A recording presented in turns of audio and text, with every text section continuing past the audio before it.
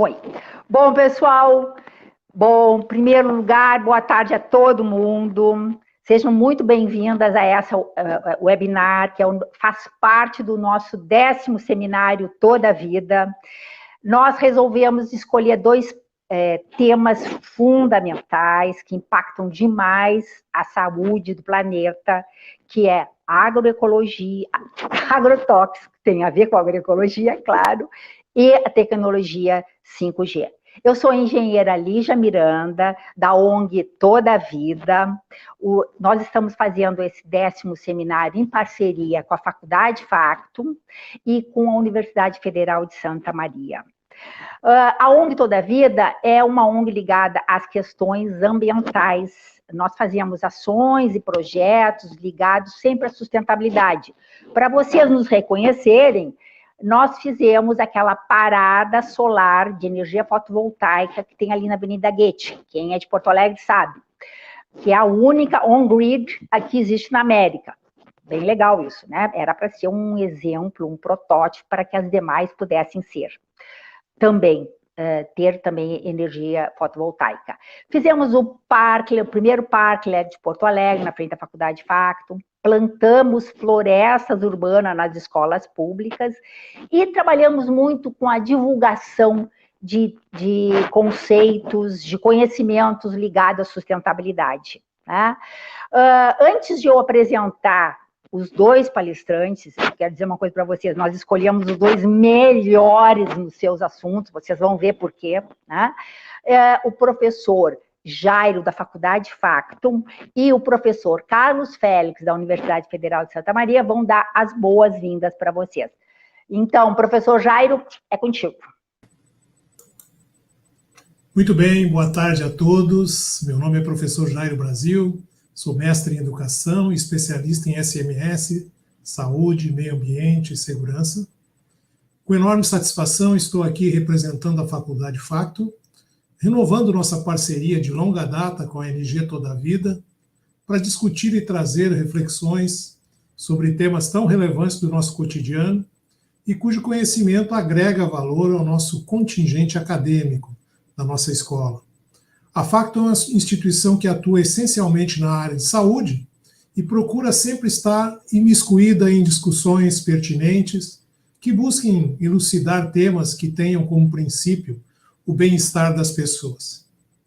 Para isso, formamos profissionais de nível técnico e superior também, preocupados com o meio ambiente favorável à vida e de harmonia entre todos os seres. Nossa gratidão ao convite de Toda a Vida, né, da ONG, na pessoa de sua presidente, Lígia Miranda, que sempre tem buscado temáticas significativas, bem como é extremamente meticulosa na escolha das personalidades que enriquecem esses debates. A presença desses dois especialistas trazidos pela Toda a Vida, nesta tarde, professores Sebastião Pinheiro e Cláudio Fernandes, enriquece, sem dúvida, o nosso ambiente. Pelo jeito, dá para ver que a tarde e noite vai ser instigante e repleta de conhecimentos. Meu sincero agradecimento em nome da Faculdade Factum e boas-vindas a todos e a todas, e gostaria de convidar agora o nosso parceiro também, o professor Carlos Félix. Professor.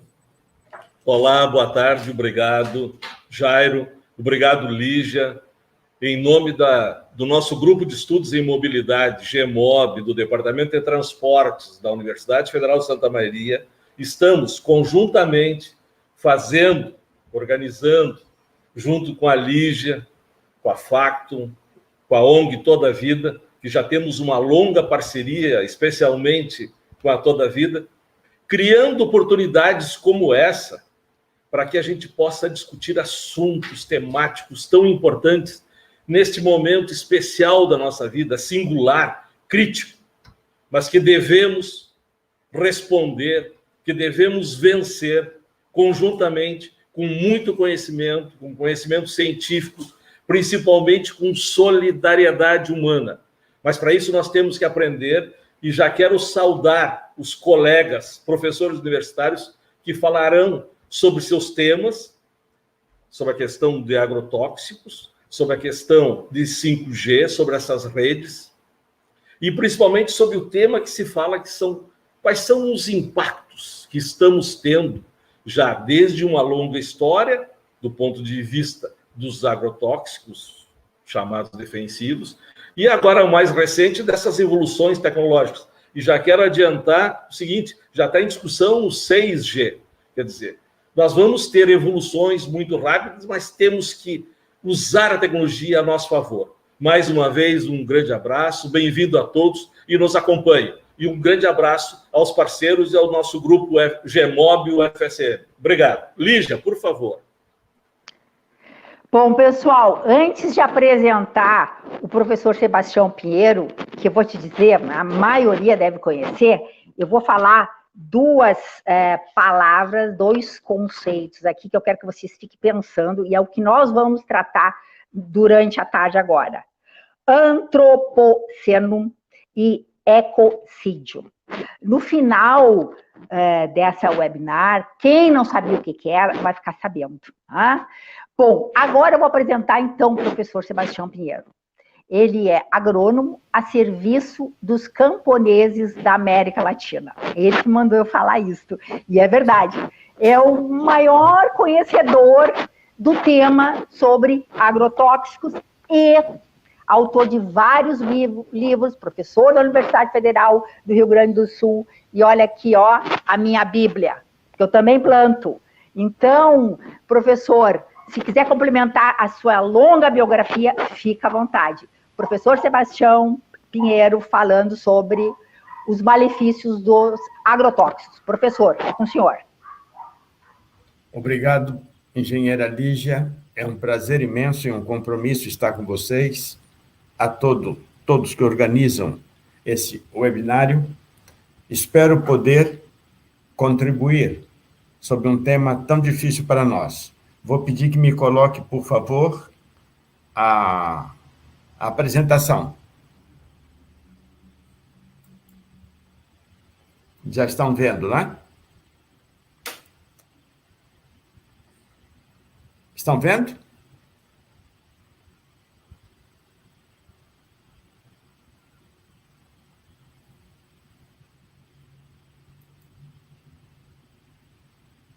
Estou sem retorno. Estou sem retorno.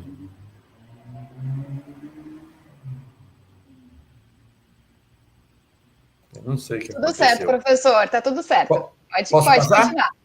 Tudo certinho. O mais interessante para nós, quando falamos de agrotóxicos num país como o Brasil, onde se discute de 40 anos, principalmente no Rio Grande do Sul, nós precisamos trazer uma figura conhecida por todos, Sigmund Freud. Freud é um cientista que se especializou em estudar a personalidade. Mas o agrotóxico é um produto químico. Não, é que nos países industriais centrais, nos países ricos, eles são objetos. Mas nos países pobres, eles foram transformados em totem. Totens são objetos sagrados na antropologia e na etnologia. Mas quem fez isso de transformá-lo em totens tecnológicos foi a alienação e a corrupção totalitária. Nós vamos enfrentá-los nessa análise psiquiátrica, ou psíquica, ou psicológica, com outro instrumento, também da antropologia, chamado Turingas. Turingas são aquilo que é real, aquilo que é imaginário, aquilo que é simbólico e que está registrado através dos tempos. Para isso, nós vamos necessitar de um outro grande cientista que viveu muito tempo no Brasil, que é francês, chamado Lévi-Strauss, que estudou e estruturou, e o pleonasmo é que ele criou o estruturalismo. Com essas três figuras, nós vamos, então, ser obrigados a chamar Lacan. Lacan do real, do simbólico e do imaginário. E aqui embaixo vocês veem Lévi-Strauss. Porque eles nos vão ajudar a entender por que nós passamos a discutir no Rio Grande do Sul, depois no Brasil, na América Latina, a questão dos agrotóxicos. Vocês veem aí uma feira de Porto Alegre, embora muitos não saibam, é a maior feira livre de produtos orgânicos.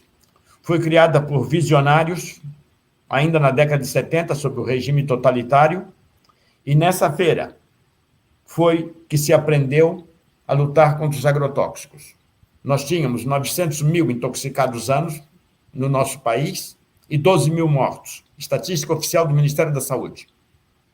E nós não podíamos enfrentar isso em função da repressão, do ódio, e nós adotamos uma situação que é a figura educadora, educar contra o totem, construir a sabedoria camponesa e trazer essa sabedoria camponesa. Vocês veem a figura do barbudo Paulo Freire e do de óculos Anísio Ferreira, ambos já falecidos. Eles nos possibilitaram trazer a novidade. E aí nós vamos criar nossa primeira técnica, o receituário agronômico. Para evitar aqueles mortos, não se podia fazer livre comércio, porque as empresas contratavam funcionários para ganhar sob comissões de venda. Só que esse receituário foi sabotado pelo governo, pelas grandes corporações do lucro fácil, nos países centrais, e pela falta de consciência, eu diria, educação. A segunda prática nossa famosa e conhecida no mundo, o uso do baculovírus. Houve um momento que nós diminuímos as aplicações de veneno de 8 aplicações para meia aplicação, em estatística. Todo o Paraná, todo o Rio Grande do Sul, se utilizava somente baculovírus para combater pragas. Pouca gente sabe isso, pouca gente conhece isso, mas era gigantesco o controle e a economia em venenos. Não a economia em dinheiro, a economia também em vidas e meio ambiente, em qualidade de vida. Embaixo, à esquerda, vocês veem um agricultor, já falecido, Deus o tenha. Ele queria produzir maçãs sem venenos. E ele conseguiu isso. Lá no ano 1983, que já faz muito tempo de 1983. Essa foi a terceira grande campanha. Não era ir à tenda, ir à cooperativa, comprar insumos. Era o agricultor se transformando em sujeito, como na Europa, e ele, com a sua sabedoria e com técnica e com muita ciência, superava aquele período autoritário que existia. Embaixo, em 94, vocês vão ver uma bolinha onde está escrito Bionatur. No mundo, é a primeira produtora de sementes orgânicas. Por quê? Porque nós sabíamos que as sementes seriam industriais, saídas de grandes corporações, como são na realidade hoje. Começou a ser desenvolvida na colmeia, ela não tinha pernas nem política para sustentá-las, e passamos ao MST. E ele tem essa primeira, pioneira, empresa de produzir sementes agroecológicas. Não me perguntem por quê. O Estado não faz isso, o governo não faz isso, ou outros não fazem isso. Porque quem está lutando contra uma tecnologia adversa, ele tem que se antecipar no mínimo 50 anos. Hoje é fácil para nós trabalhar com biochar. É fácil trabalhar com farinhas de rocha. Os pós de rocha também, desde aquela época. Por isso, essa tecnologia nos faz ver e trazer uma pergunta. Essas crianças estão mordendo um tomate. Se um agricultor quer produzir tomate, hoje ele tem que provar que aquele tomate não tem veneno. Quando a lógica aristotélica seria: aquele que usa o que é tóxico, o que é veneno, o que é perigoso, não deveria ser protegido pelo Estado. Ele deveria carimbar o seu tomate. Mas aqui ocorre o inverso. Por quê? Porque existem verdadeiras cadeias multinacionais para vender certificado para agricultores. Porque eles querem que esse tomate seja caro e não seja para todos. É bom dizer isso. As pessoas não sabem escutar as coisas assim. Vejo a situação que vivemos. na feira livre, não ocorre que o produto é mais caro, porque normalmente ele é mais direto ao consumidor. O que tem veneno aqui é para pobre, e o que não tem veneno é para rico. Por quê? Porque assim facilita uma exportação mais barata em todo o mundo para os países ricos, que fabricam venenos. E aí nós temos uma leitura que é uma leitura que muitas vezes academicamente não é bem percebida ou entendida. Quem deve comer o alimento saudável? Vejam o interessante para responder isso. 2 alvéolos de abelha têm as mesmas larvas, as 2 larvas são gêmeas, porque são filhas da mesma rainha. O da esquerda está alimentado com geleia real, o da direita alimentada com mel. Só que elas são gêmeas, mas vão sair daí indivíduos diferentes. Do mel vai sair uma operária estéril que vive 60 dias. Daquela alimentada com geleia real, vai sair uma rainha que vive durante quase 6 anos. Quer dizer, então, que a diferença está no alimento? Sim, a diferença está no alimento. Mas não poderia ser no alimento a diferença. Se nós tomamos Leonardo da Vinci com sua obra, o alimento é importante para todos. Ele deveria ser igual para todos. Não é assim. Por isso que as pessoas, às vezes, não gostam quando nós perguntamos que alimento devemos dar às nossas crianças nas escolas públicas. Óbvio, geleia real. Por quê? Porque é para que elas sejam a expressão máxima da cidadania, da sociedade e da evolução da vida. Mas não se quer isso. Vejo uma coisa interessante. Rio Grande do Sul, interior do estado. Agricultores felizes nas suas feiras municipais. Produzem sem nenhuma gota de veneno. No entanto, não podem vender leite, não podem vender queijo, não podem vender frango, não podem vender chimia. Por quê? Porque a fiscalização toma. Isso desde que se começou a deixar de usar veneno. E eu esqueci de dizer, para um agricultor plantar em 1964 em diante, ele era obrigado, ao solicitar crédito aos bancos, a assumir que 20% era para agrotóxicos, mesmo que ele não quisesse. E se ele não comprasse, ele não tinha o crédito. Mas por que punir essas pessoas? Pela má qualidade? Pela possibilidade de contaminação? Bem, isso é repressão, isso não é educação. Por isso que nós aprendemos muito com Paulo Freire, Anísio Ferreira.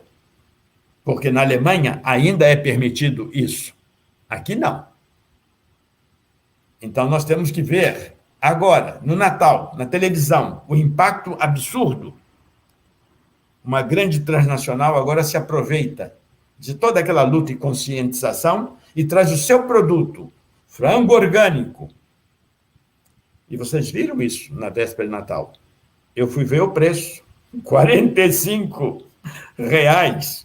um frango. Não preciso dizer mais nada, é suficiente. Então, para entender venenos, eu gosto muito de trabalhar com cultura. E esse é Pablo Picasso, início de sua fase azul, um dos primeiros quadros. O alimento do cego. Ele não pode ver o que come. Ele perdeu esse sentido.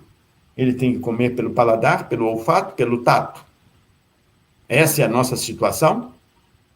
Se eu perguntasse a um grupo de técnicos brasileiros, latino-americanos, o que significa os agrotóxicos hoje para o complexo industrial militar?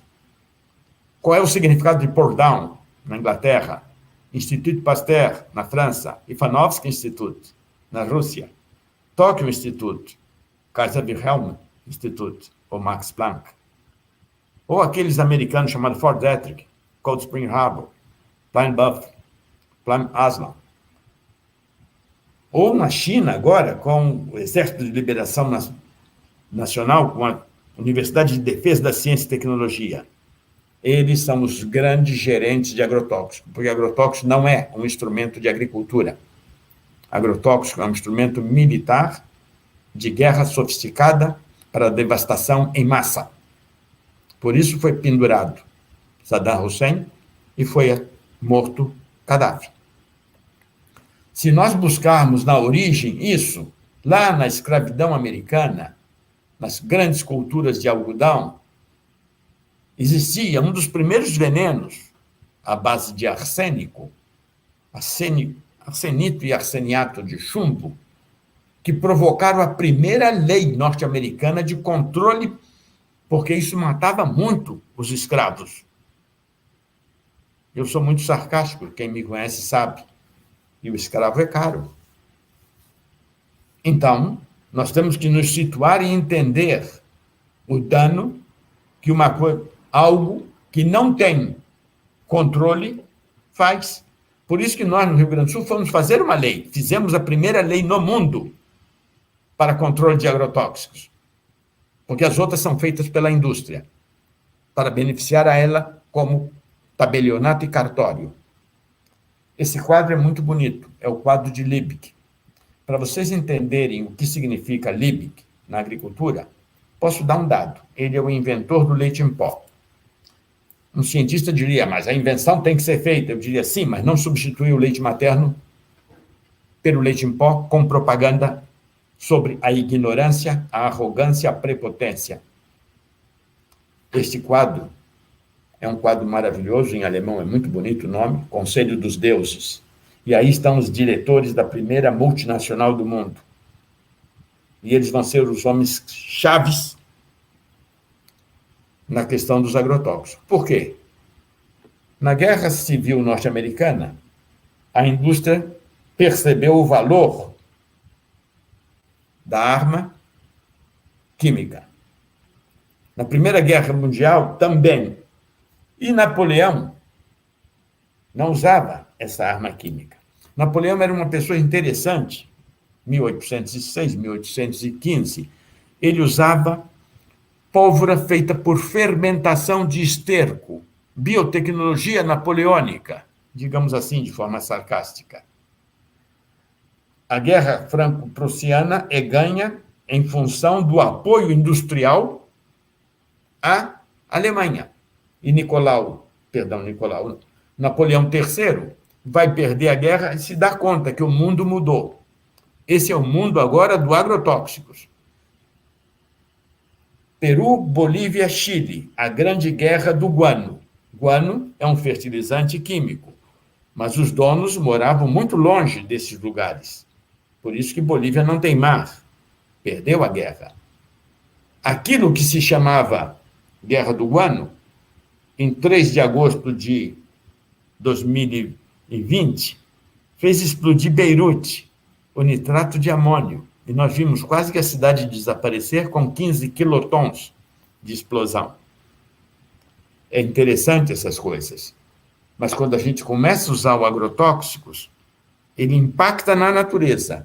E ao impactar na natureza, ele impacta sobre os controladores biológicos da natureza. E todos esses controladores biológicos que existem há mais de 20 mil anos, pelo menos, desde que a vida existe na Terra, cada vez que eles desaparecem, você precisa mais agrotóxico. Mas isso é bom porque dá lucro. Mas você contamina muito mais e aumenta as deseconomias externas. E aí o que acontece? Eles exportam as fábricas velhas para se modernizarem.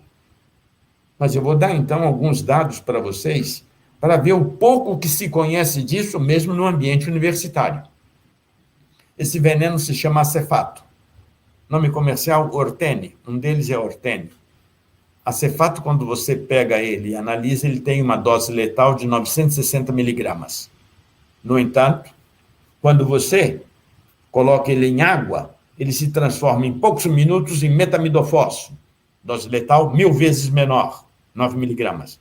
Mas se você deixar ele 25 minutos na água, ele se transforma em TMDTP. Dose letal 0,9 miligramas. Arma de guerra. E o problema não é esse, o problema é mais grave. Qual é o efeito do resíduo dele em um alimento colocado no micro-ondas? Não temos a resposta.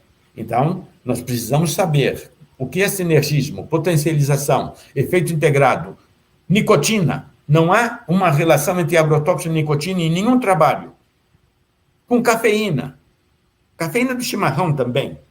Não há. E com álcool, se bebe álcool, se toma álcool. Tampouco há. Por quê? Porque o complexo industrial militar quer que a razão causa seja única e não permite fazer, em ciência, essas extrapolações. Então, nós temos que ver. Por exemplo, toxafeno. Condenado nos Estados Unidos, a fábrica foi desmontada lá, montada aqui. Por quê? Porque alguém queria ter acesso a uma arma química. É uma resina de pinheiro, esse pinheirinho americano que tem no litoral, que reage com cloro. Mas ele não tem uma fórmula química. Ele forma 670 moléculas tóxicas, que, quando são queimados, se transformam em dioxinas e furanos. Proibido nos Estados Unidos desde 1970. E agora querem trazer de volta para cá. Nós vimos isso antes do Natal. Essa é a famosa tetracloro de benzoparadioxina. Na Alemanha, eles pegavam os resíduos dos laboratórios de pesquisa e colocavam nesse navio que ia para Mururoa, queimar lá. Nós, então, temos que fazer as equações simples para dizer como forma. Porque um desastre que aconteceu em Seveso fez com que Paulo VI, sua santidade, autorizasse as mulheres a abortarem. Mas por que não se diz isso? Por que não sai isso no jornal, no meio de comunicação ou na educação? Não, não pode. Nós sequer sabemos que nosso fígado, essa glândula, é a grande desintoxicadora. E ela tem 25% mais de mitocôndrias. E qual é o impacto desse agrotóxico nesse fígado? Não é no fígado que pesa 2, 3 quilos. É sobre uma célula desse fígado. Então, não há uma quantidade que faça dano. Qualquer partícula de veneno, por ínfima no campo da física, é daninha. Então, nós temos que entender isso. E aí nós vemos qual é o impacto da radiação, do campo eletromagnético, do micro-ondas, do 3, do 4, do 5, do 6, do 104G, com o resíduo de agrotóxico potencializando, mas mais que o resíduo, é o metabólito do resíduo, ou o degradabólito do resíduo, porque o agrotóxico é uma molécula química, ele sofre influência dos raios ultravioletas do sol. Ele sofre, essas fritadoras sem azeite aí estão produzindo acrilamida, e agrotóxico se transforma em acrilamida também, então isso é uma potencialização. Se nós sabemos isso, nós temos que entender.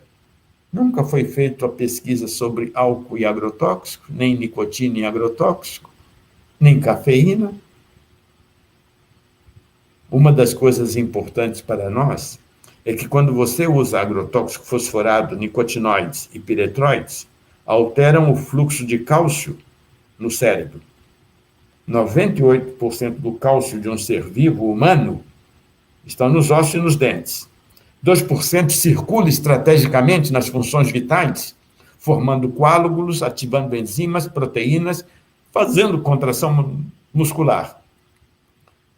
Você não pode usar um fosforado e aumentar o cálcio circulante, porque você tem alterações totais. E aí nós vamos ter os problemas que nós temos, 680 mil casos de câncer ano. E os radicais livres, e o estresse oxidativo, tudo isso tem que ser discutido, mas não é. Por isso que nós vimos, esta molécula é paration, mas se é uma arma de guerra, e ela foi feita sutil, porque se eu colocar aqui um toque, vocês viram que ficou vermelho, vou voltar. O paration tem dose letal de 9 miligramas por quilo. Quando ele entra no fígado, ele se torna muitíssimo mais tóxico. Ele tem uma dose letal de 2,5, porque isso é para prejudicar o tratamento e dificultar. Que loucura! Embaixo vocês têm no branco uma molécula também, para malation. Dose letal 1.500. Mas quando ele entra e troca enxofre por oxigênio, ele passa a ser 158 a dose. E se se dimerizar e se transformar em isomalation, ela passa a ser a 103. Esses são os problemas. Por isso, Noruega, em 80, proíbe. Mas Collor de Mello, em 90, reduz as toxicidades para que fosse vendido aqui o que não podia ser vendido mais na Europa. Porque a Europa fez a diretiva comunitária 91/414, proibindo isso. Eles atuam sobre o cérebro e eliminam a memória límbica das crianças. Por isso que vocês veem aqui totens e tchuringas. Na direita temos os totens, governadores do autoritarismo, do período totalitário. E na esquerda, ambientalista lutando contra os agrotóxicos. A primeira lei foi em 81, por quê? Porque Amaral de Souza foi denunciado a ele que toda a água de Porto Alegre tinha 11 organoclorados. Se fez a lei porque a lei passa pelo parlamento, não é um decreto autoritário que proibiu. Agora querem mudar a lei para atender a Organização Mundial do Comércio, projeto 260, que foi tirado da Assembleia porque ia ser derrotado. Quando se constrói consciência, como diz Paulo Freire, o cidadão cresce. E é importante. Então, qual é o ser ou não ser do agrotóxicos? Essa é a realidade que nós temos. E nós temos que ter orgulho de dizer isso. Nós, às vezes, vemos a televisão e não entendemos. O ativista, ex-espião Skripal, foi morto com um agrotóxico em Londres. Navalny sofreu um atentado lá na Rússia, com o mesmo produto. Mas são produtos inventados pelo Prêmio Nobel Thomas Kuhn para a Segunda Guerra Mundial, chamado Soman. Evoluíram, sim, evoluíram. Nós não vimos que os britânicos que foram socorrer Skripal em Londres estavam ali dentro de um escafandro de homem-rã da Marinha e cobertos por um plásticozinho ali, um EPI, como dizem os agrônomos, para atender. Por quê? Porque todos que chegaram perto da vítima ficaram internados em coma. E aí nós vemos o Brasil, um cacique indígena Pareci, ser obrigado a usar agrotóxicos em terras indígenas, pior, a plantar soja. E vemos todos, um grupo de indígenas, exigir direito de plantar soja em terras. E vemos ministros fazendo festa, ministro do Meio Ambiente, fazendo festa com os índios para que eles plantem mais soja. E a gente pergunta, que loucura é essa? É só o agrotóxico que é o problema? Não, não, não, ele é simplesmente um totem. Ele leva adiante uma série de outras coisas. Esses estudantes passaram no vestibular e foram à Emater de Goiás. Lá lhe deram uma camiseta de presente, um docinho para adoçar a boca, e na camiseta eles puseram, para a fotografia, está escrito lá, Emater, Goiás, está escrito, menos amor e mais glifosato, por favor. Menos amor e mais herbicida. E nós não sabemos o que significa isso. Os meninos são vítimas da violência estrutural e da ignorância de uma política totalitária. Por quê? Porque na Terra existe vida, muitíssima vida. E esses venenos inibem essa vida, inibem a evolução e obrigam cada vez a usar mais e mais fertilizantes. Não sabem o que é manejo da fertilidade do solo em M elevado à 7ª potência. Magnetismo do sol, dos minerais, dos micróbios, da matéria orgânica, do manejo da matéria orgânica, da mística da matéria orgânica, da cura da matéria orgânica.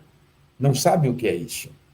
Então, nós temos que dizer, eles trabalham com 3D, nós trabalhamos com 4D, como as impressoras, nós temos uma dimensão maior. Movimentos sociais, então, fazem o ensino de cultivar micróbios com geleia real pelos agricultores. Todos estão identificados aí. São gente humilde. E embaixo, 2 instrumentos de controle de qualidade. Terra sem fertilidade e terra preta de índio da Amazônia. E aí vocês veem a diferença. Na cerveja alemã, tem glifosato. No leite materno da mulher americana, tem glifosato. Ele acaba com a diversidade do microbioma humano. Ele destrói.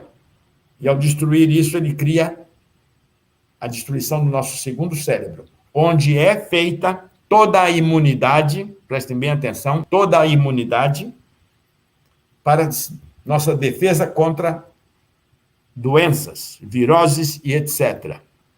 E aí, então, nós temos o que ocorre no solo, ocorre dentro da gente.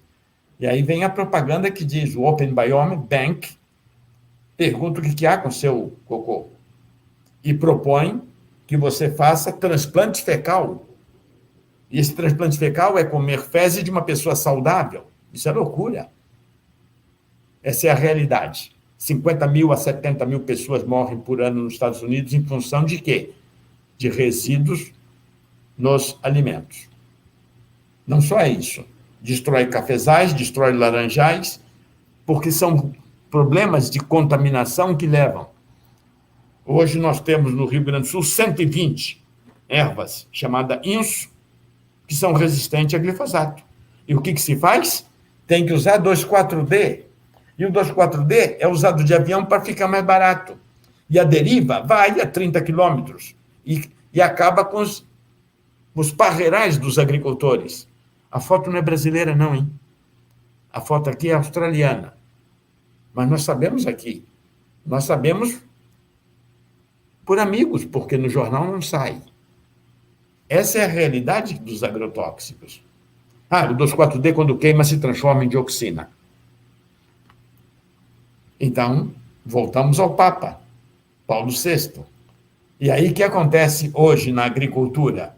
Todo o trigo é dessecado com glifosato para colher com colheita programada. Toda cevada é dissecada. Toda batatinha é dissecada. Todo milho é dissecado. Todo feijão, o arroz é dissecado. O feno do gado é dissecado. Por isso, nós temos a epidemia de glifosato no mundo, destruindo o sistema imunológico. E aí nós vamos ter que entender os 12 bilhões de dólares que a empresa cria um fundo para garantir os julgamentos e as indenizações nos Estados Unidos. E na África, como é que fica? Na Ásia e na América Latina? Não se pode nem discutir. Só que nós não sabemos que glifosato é matéria-prima para se fazer aquilo que estrepou Navalny, ele ativista russo, e também Skripal. É a mesma molécula, um metilfosfonil. As tarjas vermelhas são para não fazer. Porque ele pode ser, e ele se deriva em DF, ou M386. São armas binárias de química. Mas então nós chegamos a um sistema onde os frangos, os porcos, os bois e os salmões e as tilápias são criados em campos de concentração de tal intensidade que o bico dele não respira. Está tão cerca a cloaca do próximo indivíduo nessa concentração que ele não tem sistema imunológico. E esses animais estressados estão comendo ração com resíduos de glifosato. Glifosato encontrado na urina de crianças de todas as escolas mexicanas. Todas, por isso foi proibido. Aqui está um mapa norte-americano no leite materno.